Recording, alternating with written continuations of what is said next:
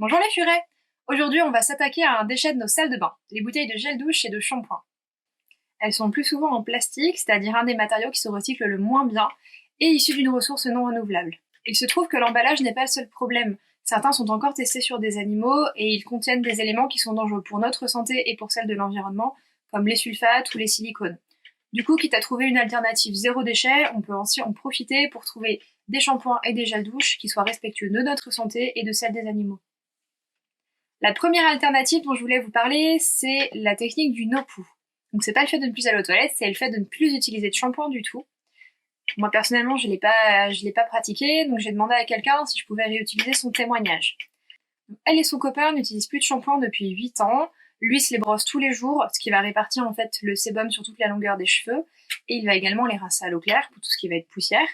Elle se fait un masque tous les 2 à 3 semaines environ, dont elle adapte la composition en fonction des besoins de ses cheveux. C'est une pratique qui peut sembler un peu étrange, mais en fait quand on y réfléchit, c'est aussi étrange d'utiliser des shampoings qui vont enlever la protection naturelle produite par nos cheveux pour les remplacer par des après-shampoings et des masques complètement artificiels et qui en plus coûtent cher. Voilà, si vous voulez tenter le no-poo, c'est l'occasion, a priori vous êtes confiné chez vous et vous voyez personne. L'alternative la plus répandue maintenant, ça va être le shampoing solide et le savon. La différence entre les deux, c'est que leur composition sera différente pour être adaptée soit aux cheveux et au cuir chevelu, soit à la peau. Il y a beaucoup d'avantages à passer au shampoing solide et au savon, ça prend moins de place, c'est plus facile pour voyager. En général, on considère qu'un shampoing solide, c'est l'équivalent de 2 bouteilles de shampoing. Et vous allez quand même trouver les mêmes avantages, c'est-à-dire que vous avez maintenant des shampoings solides qui sont adaptés à tout type de cheveux. Il faut juste s'habituer au fait que ça mousse moins et trouver celui qui vous convient. Moi, j'ai dû en tester 5 ou 6 avant de trouver mes préférés.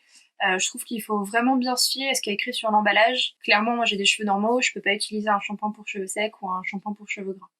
C'est également tout à fait possible de les faire, c'est même plutôt facile. L'avantage c'est que vous allez pouvoir gérer à 100% la composition, choisir les odeurs que vous préférez, l'adapter vraiment à votre peau, à vos cheveux, voire même en faire des cadeaux zéro déchet, ça peut être sympa.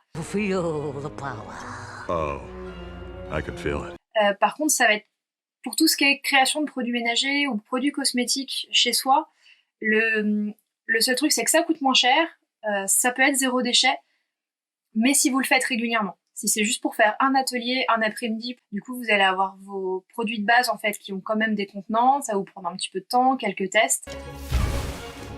Pour un test d'une fois, c'est pas forcément intéressant. Vous allez trouver beaucoup d'autres alternatives aux shampoings et aux gels douche dans tous les magasins nature qui vont faire des choses un petit peu alternatives. Alors il y a du shampoing concentré, il y a du shampoing en poudre, il y a des produits également qui viennent dans des emballages recyclables, enfin il y a énormément de choses. Clairement, les entreprises ont bien compris que la démarche zéro déchet, c'était quelque chose qui plaisait aux gens, mais gardez toujours à l'esprit que le meilleur déchet, c'est celui qu'on ne produit pas. Donc il vaut mieux préférer un savon qui n'est pas d'emballage qu'un gel douche qui soit dans un emballage recyclable. Et bien sûr, c'est pas parce que l'emballage est vert avec des petites feuilles jolies dessus que ça en fait un produit qui a une composition clean ou qui n'est pas testé sur les animaux. En résumé, on va donc avoir la technique du no-poo, pas de shampoing du tout, rinçage à l'eau claire et un brossage régulier. On va avoir le shampoing solide et le savon, soit acheté directement en magasin ou en ligne, ou alors créé directement par vous-même. Enfin, attention aux alternatives que vous pouvez trouver en ligne ou en magasin.